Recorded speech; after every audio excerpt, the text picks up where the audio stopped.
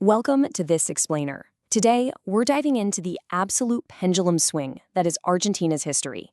We're going to map out an incredible journey, literally going from unimaginable world-class wealth right down to catastrophic economic collapse, all while exploring the fiercely indomitable spirit that somehow keeps this nation moving forward.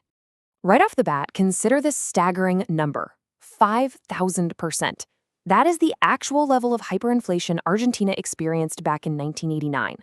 What makes that figure completely mind-boggling is that it happened in a country that just decades earlier was proudly known across the globe as the granary of the world. We're talking about one of the fastest-growing economies on the planet.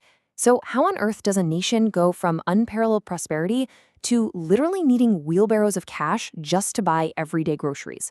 Well, to understand this extreme volatility, we'll be breaking down centuries of history into 6 distinct chapters. Roots of a nation, the Golden Age, the rise of Peronism, dictatorship and dirty war, the economic roller coaster, and finally, the Argentine spirit.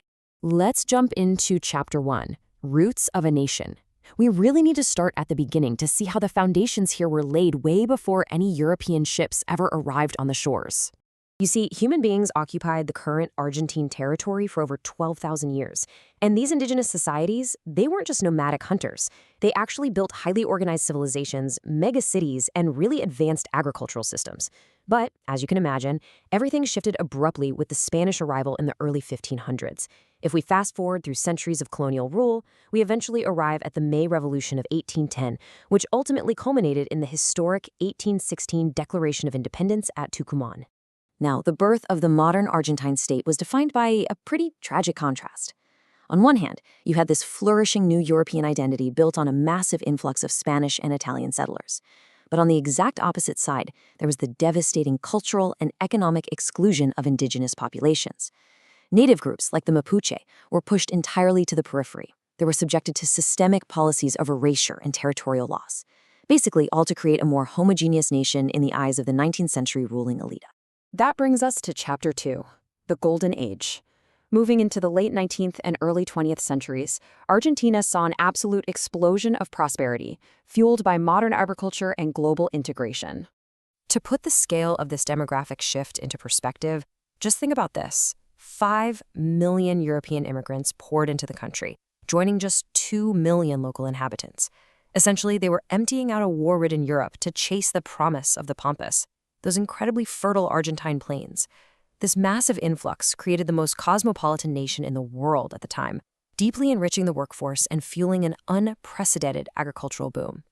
And thanks to that boom, Buenos Aires rightfully earned the illustrious title of the Paris of the South. As exports of things like wheat and wool absolutely skyrocketed, foreign capital just poured in. The city transformed. We're talking ostentatious mansions, sprawling theaters, and a wealthy elite who honestly believed this prosperity would last forever. In fact, in the early 1900s, Argentina's GDP growth kept it firmly among the 10 fastest-growing economies in the entire world.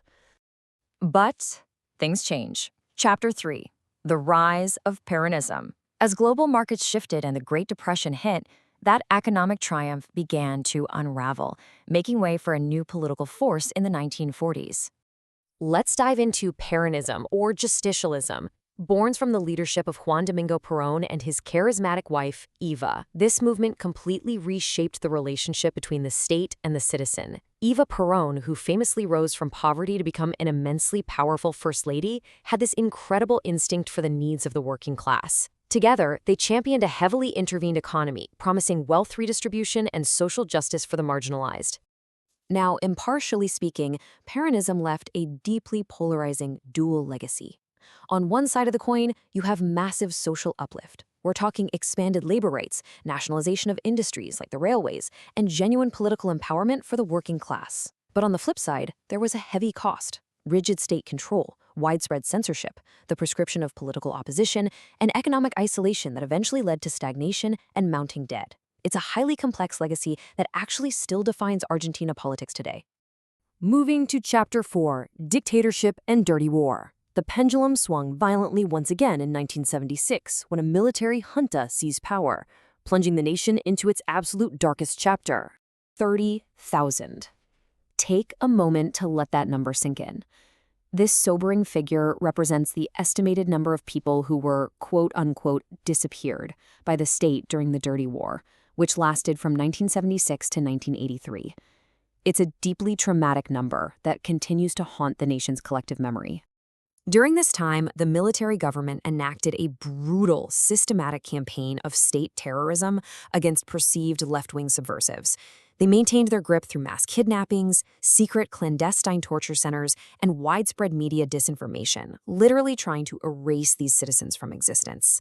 But they met fierce resistance. Groups like the Mothers of the Plaza de Mayo, these incredibly brave women who marched in the streets demanding answers for their missing children, ensured that the international community could not just look away from these human rights violations. Chapter 5: Economic Roller Coaster. Following the return to democracy in 1983, the country faced a brand new kind of turmoil, a severe, chronic economic crisis. So let's look at how this cascaded. In the 1990s, the government tried to tame hyperinflation by pegging the Argentine peso directly to the US dollar. And hey, initially it looked like a total miracle. Inflation dropped, foreign investment flowed in. But behind the scenes, the money supply was exceeding GDP growth, creating this completely unsustainable illusion. When that bubble finally burst, it led straight to the devastating 2001 collapse.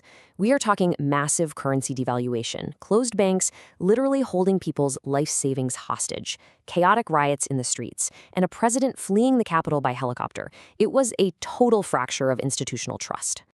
And that brings us to our final chapter, the Argentine spirit. Because despite a history completely defined by political whiplash and economic heartbreak, the people of Argentina have forged a fiercely resilient national identity. Just listen to this observation from Leon Trotsky in 1935. The women dance alone as if chained to a pillar, but with that indefinable pent-up motion characteristic of the tango and of Buenos Aires in general. I mean, that perfectly captures the passionate, melancholic yet completely unyielding soul expressed through tango. Developed by immigrants back in the 1880s, the tango isn't just some dance, it is a cultural cornerstone. It gives the people a shared emotional language, a kind of breathing room from the nation's immense hardships, transforming collective sorrow right into beautiful, frantic art. And similarly, you absolutely cannot understand Argentina without understanding football. The collective triumphs of the national team, especially that iconic 1986 World Cup victory led by Diego Maradona, acted as an incredibly powerful social glue. In a country that was deeply divided by politics and scarred by the traumas of dictatorship, football actually provided a space where a fragmented society could finally unite under a shared, joyous national identity. So, to wrap up this explainer, we've traced the incredible highs of the Paris of the South and the agonizing lows of economic collapse and dictatorship. But given its unbelievable capacity to survive both absolute miracles and total disasters, I want to leave you with this. What do you think the next swing of the Argentine pendulum will look like?